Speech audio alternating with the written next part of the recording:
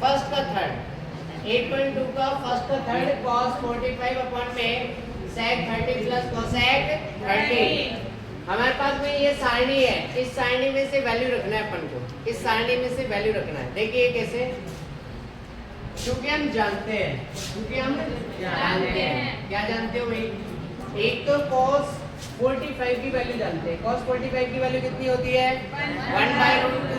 कितनी होती है 1/√2 cos 45 इक्वल्स टू होती है 1/√2। ठीक है, ऐसे ही sec 30 की वैल्यू भी जानते हैं। sec 30 की वैल्यू कितनी होती है, sec 30 की वैल्यू sec 30 2/√3 कितनी होती है 2/√3, यही है। और ऐसे ही cosec 30 कितनी होती है 2। ये हम जानते हैं, ये चीज हम जानते हैं, इसलिए अब वैल्यू रख दो। वैल्यू रखेंगे तो देखिए cosec 45 की वैल्यू कितनी आएगी 1/√2 डिवाइड बाय sec 30 की वैल्यू 2/√3 यानी 2/√3 प्लस बीच में चिन्ह किसका है प्लस का, और cosec 30 की वैल्यू कितनी है 2। ठीक है, ऐसा होगा। अभी केवल मैंने क्या किया है यानी वैल्यू रखी है। ठीक है, अब वैल्यू रखने के बाद में अब क्या करोगे, ऊपर तो ऐसे कैसे, ऊपर तो कुछ हो नहीं रहा, नीचे लघुत्तम आ रहा है, लघुत्तम आ रहा है ना नीचे, तो नीचे लघुत्तम ऊपर वाले को तो ऐसे कैसे 1/√2 ऐसे कैसे रख दो। नीचे लघुत्तम क्या आ रहा है बताओ, यहाँ 1 मान लीजिए यहाँ पे क्या माना, इसके बीच बटे में 1 मान लिया। अब बताओ कि लघुत्तम कितना आ रहा है दोनों का √3। लघुत्तम आया हमारे पास में √3। √3 का भाग √3 में देंगे, कितनी बार गया 1 बार, और 1 को 2 से मल्टीप्लाई किया तो 2, बीच में चिन्ह प्लस का। 1 को 1 से डिवाइड करेंगे √3 को कितनी बार √3 बार। भाई √3 में 1 से डिवाइड करेंगे तो कितनी बार जाएगा √3 बार, और √3 को यदि हम 2 से मल्टीप्लाई करेंगे तो कितना आ जाएगा 2√3। समझ में आ गया यहाँ तक? यहाँ तक समझ में आया क्या?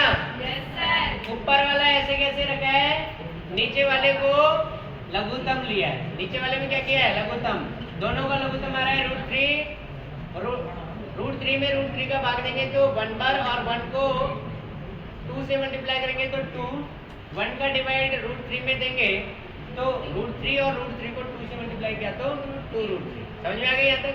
अब आगे भिन्न में यदि 4 संख्याएं होती है तो 2 सुलटी और 2 उल्टी हो जाएगी, पलट जाएगी। तो देखिए 1/√2 मल्टीप्लाई, ये आपस में क्या हो जाएगी पलट जाएगी, √3 ऊपर चले जाएगी, ये नीचे आ जाएगी, तो यानी √3 अपॉन में 2 प्लस 2√3, 2 प्लस 2√3। समझ आ गए? अब मल्टीप्लाई करेंगे, ऊपर वाली संख्या ऊपर से मल्टीप्लाई होती है, नीचे वाली संख्या नीचे से, तो 1 को √3 से मल्टीप्लाई करेंगे तो √3, और √2 को 2 प्लस 2√3 से मल्टीप्लाई करेंगे तो, ध्यान रखना अपरिमेय संख्या परिमेय से कभी भी मल्टीप्लाई नहीं होती है, ऐसे वैसे ही रखी जाती है। जैसे √2 को 2 से मल्टीप्लाई करेंगे तो 2√2 ऐसे कैसे रखी जाएगी, बाकी मल्टीप्लाई नहीं होती है। और √2 को √3 से मल्टीप्लाई करेंगे, ये अपरिमेय संख्या है, दोनों मल्टीप्लाई हो जाएगी तो कितनी आ जाएगी 2√6, कितनी आ जाएगी 2√6 आ जाएगा, कोई दिक्कत? आप देखिए बटे में कभी भी अपरिमेय संख्या नहीं होनी चाहिए, बटे में अपरिमेय संख्या, और नहीं तो एक काम करो, ये माइनस का झंझट खत्म हो जाएगा। क्या काम करो, प्लस ही तो है बीच में, बड़ी वाली संख्या को पहले ले लो, छोटी वाली संख्या को बाद में, माइनस का झंझट खत्म। लड़के कीड़ा रहे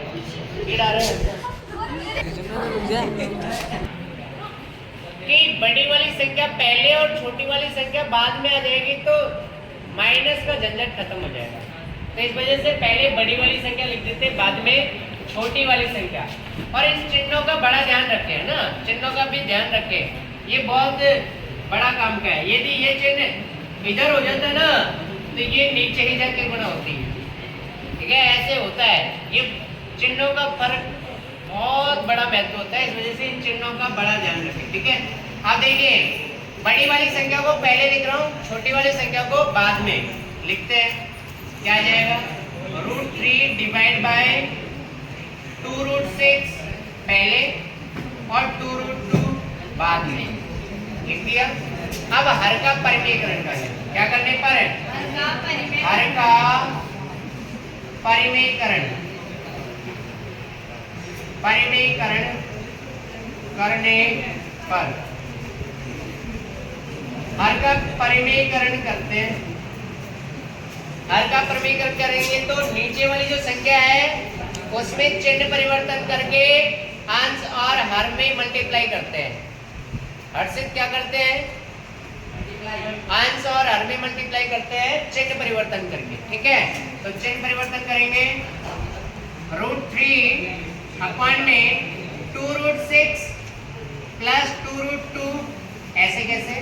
अब चिन्ह परिवर्तन करेंगे और अंश और हर में मल्टीप्लाई करेंगे, कितना आ जाएगा, 2√6 माइनस 2√2 डिवाइड बाय 2√6 माइनस 2√2, ऐसे होगा। तो दिक्कत, आप देखो आगे, अब आगे की कहानी देखो।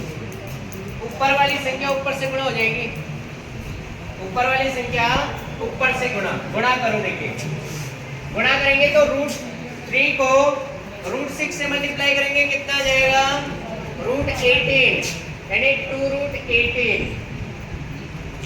√3 को √2 से मल्टीप्लाई करेंगे तो 2√6, कितना जाएगा, 2√6 माइनस का डिवाइड में।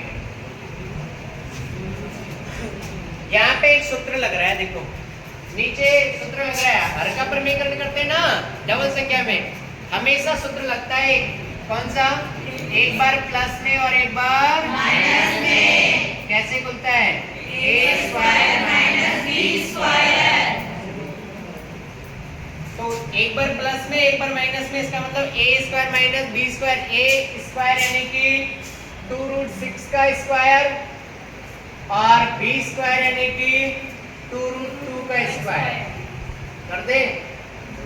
चलो यहाँ देखिए, अब आगे 2 तो कॉमन आ ही रहा है, ऊपर से 2 कॉमन आया, बचेगा क्या, √18 माइनस √6 डिवाइड बाय 2 का स्क्वायर कितना होता है, 4, √6 का स्क्वायर कितना होता है, 6, क्योंकि रूट से स्क्वायर हट जाएगा, 6 माइनस 2 का स्क्वायर कितना होता है, 4, और √2 का स्क्वायर 2।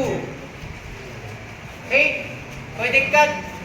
आप देखो आगे 2, अच्छा √18 √18 को क्या लिख सकते हैं, √18 को क्या मैं ऐसा लिख सकता हूँ क्या, 9 इंटू में 2, 9 दूनी का 18, और 9 का वर्गमूल जानते हैं, 9 का वर्गमूल कितना आता है, 3, तो 3√2, क्या √18 को मैं 3√2 लिख सकता हूँ क्या, लिख दो, तो इसको लिख सकता हूँ √18 को 3√2 माइनस का √6, ऐसे कैसे चल रहा है, डिवाइड में 6 चौका 24 और 4 दूनी का 8, 24 में से 8 गए तो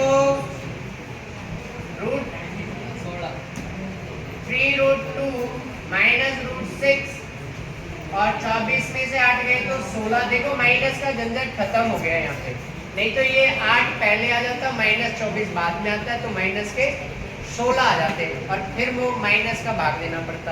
तो इससे बढ़िया है कि अपन बड़ी वाली संख्या को पहले कर ले और बाद में कर ले छोटी वाली संख्या।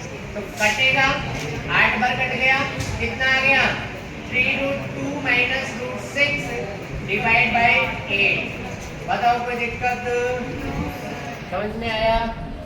हाँ, इसमें एक ही काम किया है कि हर वाली संख्या में कभी भी अपरिमेय संख्या नहीं होना चाहिए।